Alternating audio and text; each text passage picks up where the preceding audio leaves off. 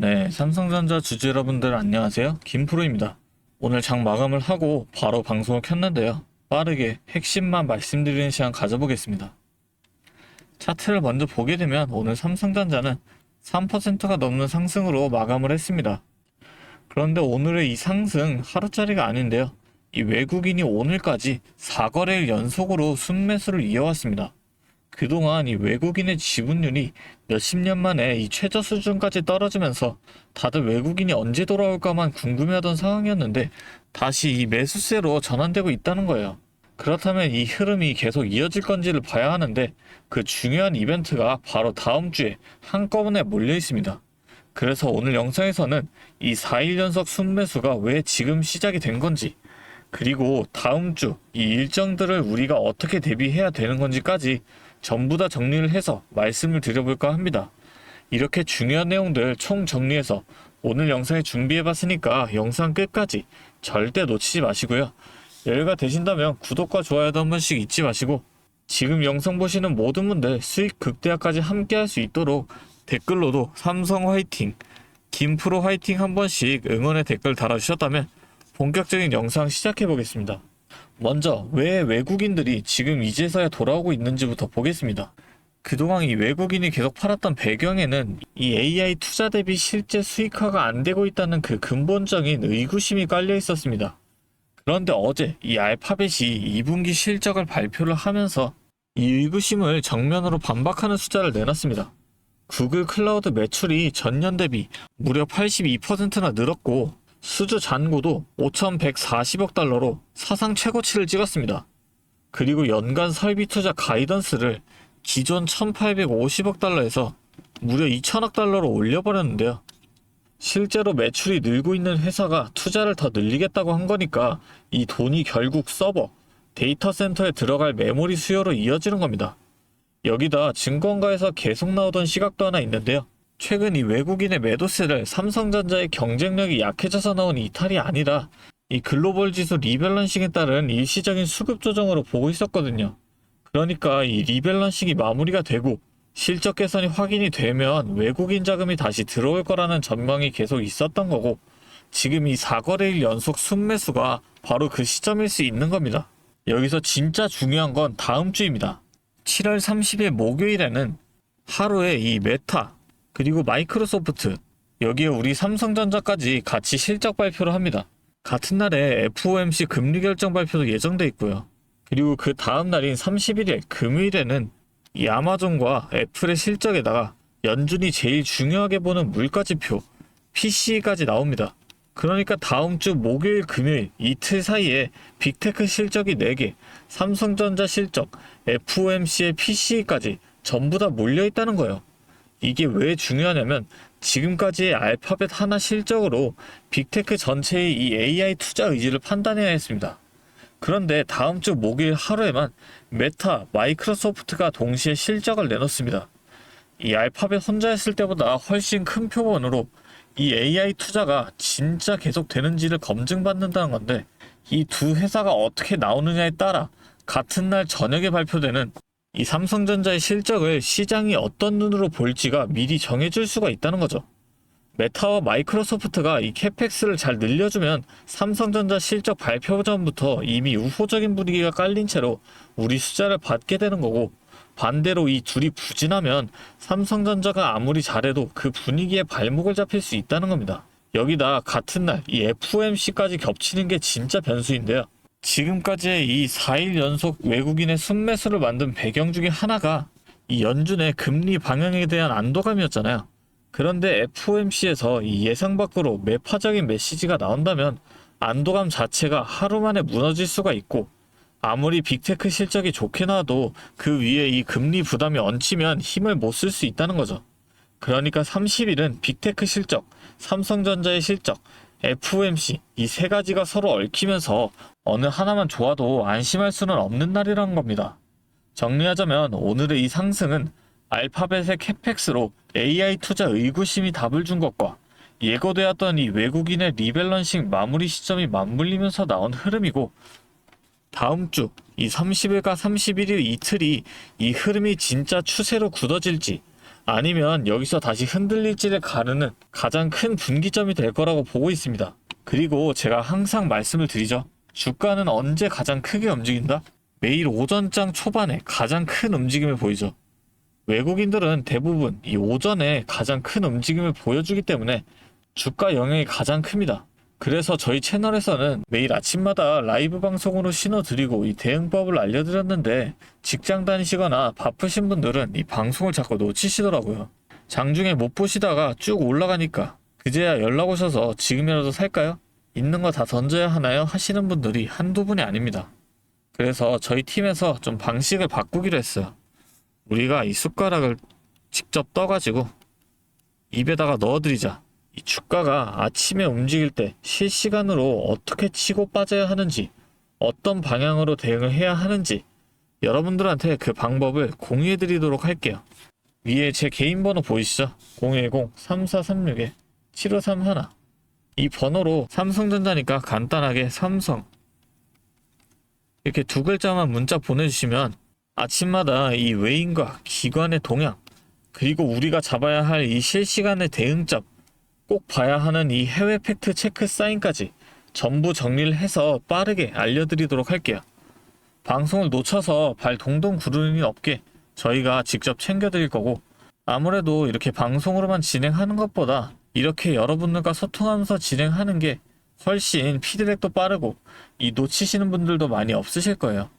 정확히 이 메이저 그룹 동향, 대응점, 해외 토픽 사인 전부 정리를 해서 저희 담당자를 통해서 빠르게 브리핑해 드릴 겁니다. 오늘 말씀드린 이 대응 그대로만 따라오시면 손실은 줄이고 이 수익은 지키는 대응을 하실 수가 있습니다. 이 매수 매도 타이밍 전부 다 말씀을 드렸기 때문에 대응만 잘한다면 누구나 이 기회를 놓치지 않을 수 있다는 거죠. 근데 여러분들께서 생각과 반대로 진행을 할 수밖에 없는 그 이유가 뭐였어요? 다들 각자 이 일상생활 보내시면서 하고 계시니까, 그러다 보니까 이제 정작 중요한 그 순간에 이걸 놓치고 있는 거예요. 그래서 꼭 필요한 게 이 옆에서 도움을 줄 수 있는 방향을 잡아줄 누군가가 필요하다는 거고, 지금부터라도 저희와 함께 대응을 시작한다면 최소한 손실은 줄이고 이 기회를 놓치지 않고 대응하실 수 있다는 거죠. 그게 저 김프로라는 거고, 제가 이렇게 도와드린다고 말씀을 드리는 이유는 저 또한 과거에 여러분들과 똑같은 이 막막함을 많이 겪어봤기 때문인데요. 2022년에 이 금리 인상으로 인해서 시장 전체가 크게 하락했던 시기 다들 기억하실 겁니다. 당시 저도 직장 생활을 하면서 틈틈이 주식을 했었는데요. 워낙 우량주니까 시간이 지나면 알아서 회복되겠지라고 생각을 하면서 버텼었는데, 이게 확실한 기준이 없으니까 계좌의 손실은 계속 커지고 일상생활조차 집중하기 어려울 만큼 스트레스가 정말 심했습니다. 자, 그런데 이때 어떤 주식이 먼저 올랐는지 아시나요? 처음엔 다들 아시는 것처럼 뭐 이 로봇이 된다, AI가 뜬다 하면서 대기업 투자 뉴스에 수많은 사람이 몰려다녔었는데요. 그런데 저는 오히려 남들이 다 그런 뉴스에만 관심을 가질 때 이 2022년 말에 가장 밑바닥에 있던 2차 전지에 집중을 했었습니다. 왜냐하면 당시 전기차 수요가 일시적으로 둔화된다는 악재 뉴스가 도배되고 있었지만 제가 주목한 건 따로 있었습니다. 바로 우리 일상 속에서는 이미 아파트 주차장이나 대형마트마다 전기차 충전구역이 법적으로 의무화가 되면서 강제적으로 늘어나는 인프라의 변화가 눈에 띄게 일어나고 있었죠.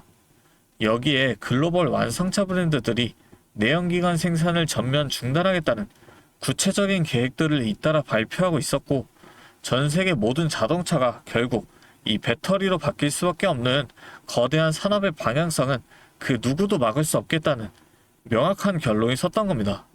결국 이 배터리에 들어가는 핵심 소재를 만드는 그 기업의 가치는 전 올라갈 수밖에 없다 라고 확신을 했기 때문에, 저는 남들이 다 포기를 할 때 이 2차 전지 하나에 철저하게 집중을 해서 2023년에 계좌 손실을 메꾸고 빠르게 회복해냈었죠. 하지만 이 2차 전지가 오른다는 걸 알아도 기업마다 들고 있는 이 기술력들이 다 다르고 주가가 흔들리는 이 등락폭도 전부 다 다를 수밖에 없잖아요. 그래서 제가 평소에도 이 기업에 대한 분석과 기업의 가치를 판단을 하고 진입을 하셔야 한다라고 말씀을 드리는 겁니다. 지금 이 영상 보시면서 어떻게 해야 할지 걱정하시는 분들의 마음 너무나 잘 압니다. 여러분들은 제가 겪었던 이 시행착오를 좀 피하셨으면 합니다. 마지막으로 지금까지 영상 시청하신 분들을 위해 특별한 이 선물도 하나 준비해 왔으니까요. 지금까지 영상 보신 주주님들만큼은 꼭 놓치지 마시고 이 선물까지 함께 챙겨가셨으면 좋겠습니다. 자, 오늘 제가 준비한 선물은 요즘 굉장히 핫한 이 AI와 관련된 종목인데요. 자, 그런데 이 AI가 사용되는 곳이 굉장히 또 많고 용량도 크다 보니까 전기가 부족해져서 이 전력난이 상당히 심각하다는 겁니다. 이게 어느 정도냐면 이 데이터 센터가 쓰는 전기량이 우리나라 전체 사용량의 2배가 넘는다는 거죠. 그래서 이 데이터 센터 기업들이 가장 먼저 해결해야 하는 숙제가 바로 이 전력난을 해결하는 겁니다. 자, 그런데 이 전력난을 해결하려고 발전소를 더 지으려면 이 10년이 넘는 시간이 걸리는데 당장 내일 전기가 모자란데 10년은 너무 길죠. 그래서 오늘 가져온 게 가상발전소인데요. 이 가상발전소는 정부와 기업도 큰 관심을 보이는 핵심 사업이라는 겁니다. 그러면 이 가상발전소는 뭘까요? 실제로 발전소를 짓는 게 아니라 여기저기 흩어져 있는 전기들을 네트워크로 묶어서 하나의 발전소처럼 통합 관리하는 시스템인데요. 예를 들어서 전기차 배터리에 남은 전기를 전력망에 다시 팔아서 수익을 낼 수도 있는 겁니다. 이런 식으로 전국의 남은 전기들을 AI가 모아서 마치 하나의 거대한 발전소처럼 운영하는 거죠. 사실 지금까지는 전기를 절약해야 한다 이렇게만 생각했잖아요. 그런데 이 조건 자체를 바꿔버린다는 겁니다. 이 발전소를 무작정 지을 수 없다면 있는 전기를 얼마나 효율적으로 쪼개서 쓸 수 있느냐가 핵심이 된 거예요. 이게 바로 이 가상발전소가 앞으로의 시장을 지배할 수밖에 없는 이유가 되는 겁니다. 이미 테슬라에서는 일본에서 가상발전소 사업을 전국으로 확대했고요. 우리나라 정부도 제주도에서 이미 시범 사업을 운영하는 중이죠. 결국에는 이 가상발전소, 즉 VPP 사업이 미래의 핵심 사업으로 자리 잡을 수밖에 없는데요. 제가 이 중에서도 무려 5년 전부터 이 가상발전소를 준비해온 특정 종목 한 가지를 가지고 왔습니다. 이 기업은 다른 경쟁사들이 이제 막 가상발전소 사업에 뛰어들 때 이미 5년 전부터 대기업들과 인프라 구축을 마쳤고 범용성 또한 한 가지에 묶여 있는 게 아니라 아파트, 상가, 공장, 그리고 전기차 충전소까지 서로 다른 에너지를 컨트롤하는 독보적인 통합제어 기술을 이미 갖추고 있다는 겁니다. 다시 말해서 에너지 효율을 뽑아내는 기술력이 시장 평균보다 이미 30% 이상 앞서고 있다는 평가를 받고 있어요. 그렇다면 올해 2026년 분산에너지 특화 사업이 본격화되면 어떻게 될까요? 이 기업의 소프트웨어가 전국에 깔리게 되는 압도적인 점유율을 예상해 볼 수 있겠죠. 그렇다면 우리는 남들보다 한 발 앞서서 이 수익의 길목을 지키고 있어야 큰 수익을 가져간다는 겁니다. 자, 제가 지금 정말 공들여서 분석한 이 종목 정말 궁금하시죠? 지금 화면에 보이시는 이 번호